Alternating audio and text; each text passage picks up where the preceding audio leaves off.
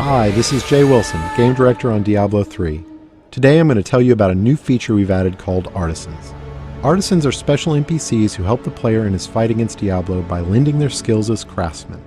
This is a concept of the blacksmith, the first artisan you'll encounter in Diablo 3. You don't start the game with access to artisans. You discover them on your journey through Sanctuary. The loyalty of these craftsmen is not given freely, it has to be earned. When you encounter them in the game, you'll have to gain their trust and loyalty by being the hero that we all know you are. Once you've gained their trust, they will follow you throughout your adventures, aiding you any way that they can.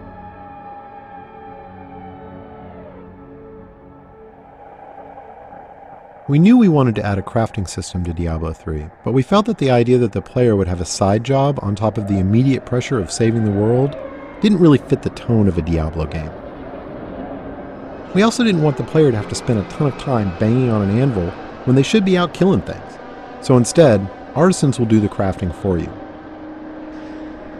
As you can see, the blacksmith has set up shop in New Tristram and is ready to help out. Artisans can act as a normal vendor, selling a variety of useful items and purchasing anything you don't want to keep in your bag. All artisans can also craft certain items, depending on the type of artisan. The blacksmith mostly focuses on weapons and some types of armor. On top of that, all artisans have special abilities unique to them. The blacksmith can repair items, but most importantly, he can add gem sockets to some item types that do not already have sockets, regardless of the quality of the item. In addition, all artisans have training options so you can upgrade them, and talk options for that all-important gossip about what's happening in the world of Sanctuary. Let's talk about crafting first. Crafted items are meant to be an alternate way for the player to acquire items.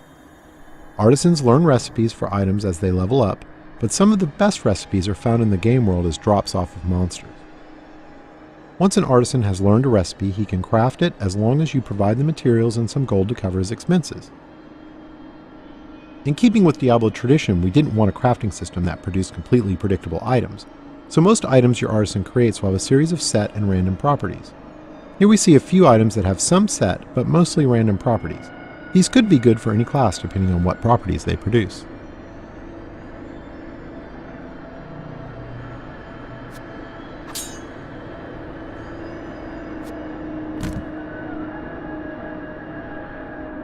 The main special skill of the blacksmith is his ability to add gem sockets to specific item types.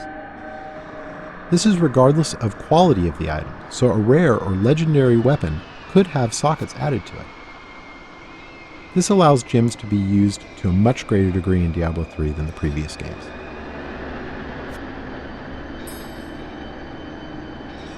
To craft items you need materials. Materials are acquired primarily through salvaging.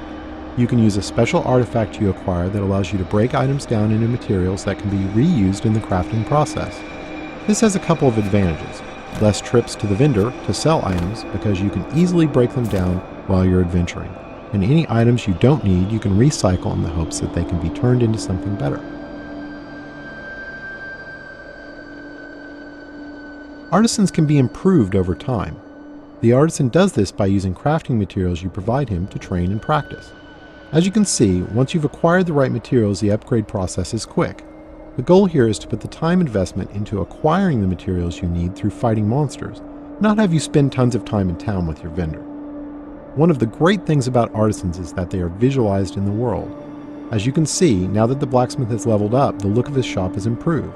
Here's an example of how much a single artisan can improve throughout the game with this fully upgraded blacksmith. Once you're done dealing with your artisan, you're free to take your newly acquired fat loot and return to monster fighting and rainbow viewing.